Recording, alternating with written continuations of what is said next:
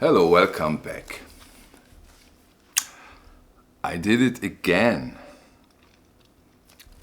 Despite my experiences and my warnings to you and to myself, I did it again. I bought 2 records at the Discogs marketplace because I didn't buy there for really a long time.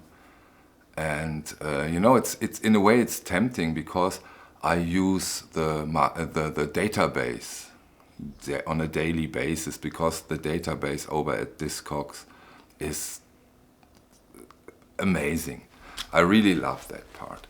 But there is a second part, the marketplace. I made 2 videos or 3 videos about that quite some time ago, and as I told you, I'm out due to those experiences. But now I said, hey, come on, try it again, because there were 2 very tempting records.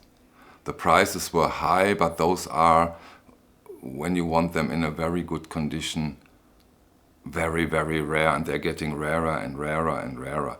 And I pull out one example. Both has been the same experience, 2 different dealers, but I want to concentrate on one because in a way doing the one thing 2 times with 2 different records is boring because the result was the same. And so I put out one experience and give you the things I had to endure in a way. And now that I now put sound samples into the videos, I will give you a sound sample of the experience, and so you can make your own picture and listen to it. I think you can hear it and can share your own impression and your own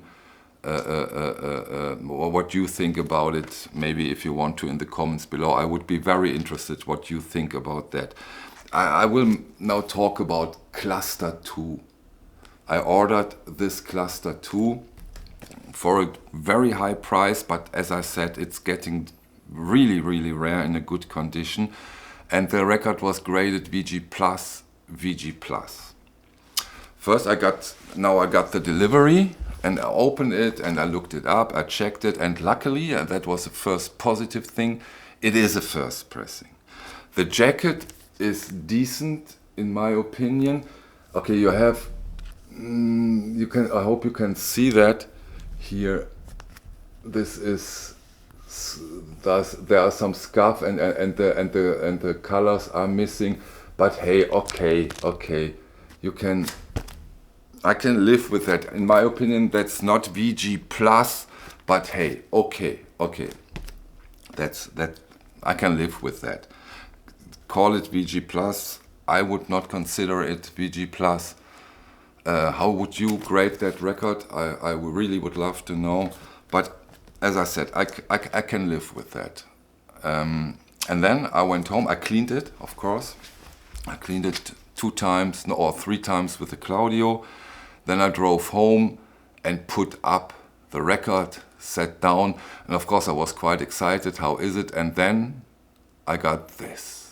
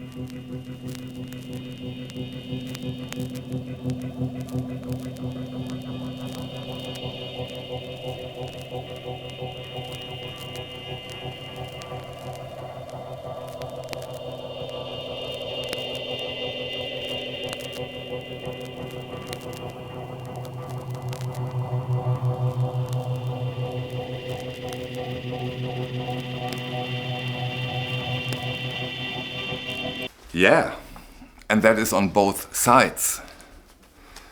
This is, in my opinion, for sure not VG Plus. For sure not.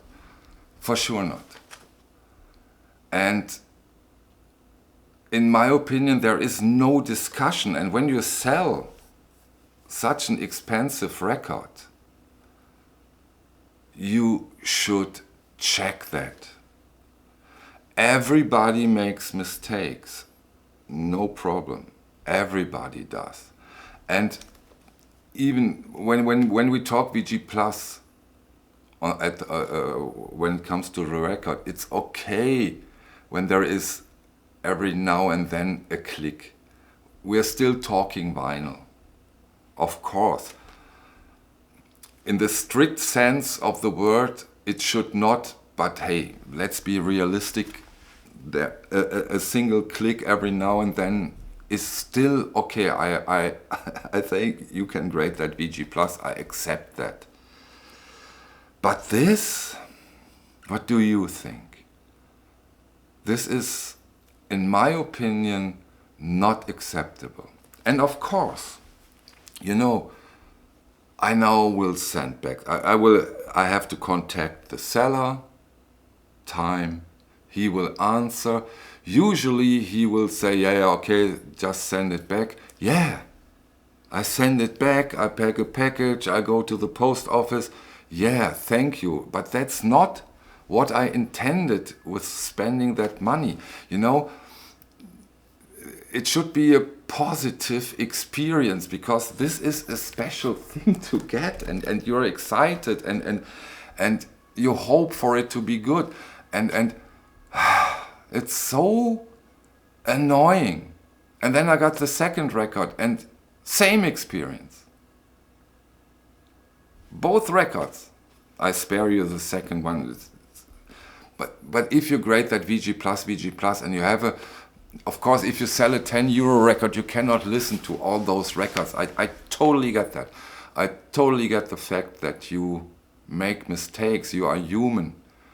But if you just see the statistics of it, how likely is that? And that, am I that unlucky that I order two and get two totally misgraded records?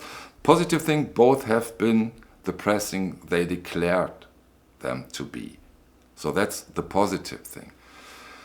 But what? It's so annoying, and the time that I now have to spend, that's not as it is intended. How can we get rid of those disappointments? You know, of course, I now learned my thing.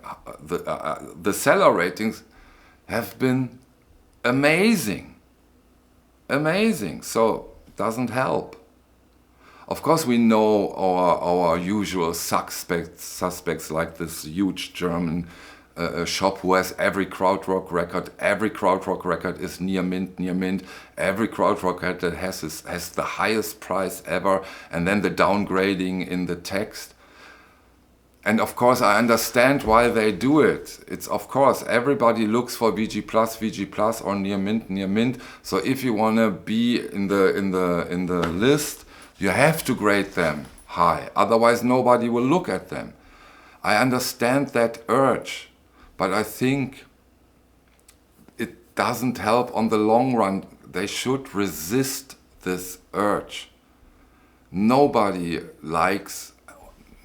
Almost nobody, some people might like it, almost nobody likes this near mint grading or VG Plus rating, and then you have to go through the text and see all the defects on the record or the jacket. And in this case, I'm happy now that I can present that sound sample to you so that you can hear for yourself. This is annoying. This is annoying, but hey, I didn't listen to my own advice, so I am to blame too. But it's tempting, you know, when you see it and say, oh, I want that. Okay, I have that cluster too, but I think if there is a nice, if it looks like there is a nice copy, I love that record so much. A spare copy, a Dave Parsons spare copy. is never wrong with those kind of outstanding records. Yeah, and now I have my result. And I just want to share that experience in a short video, especially as I now can share it with a sound sample, which is of course, in my opinion, relatively helpful considering the fact that you now can hear of what I'm talking about. And I think this is a disaster. This is not okay. What do you think? Okay, calm down. Okay, thank you for your time.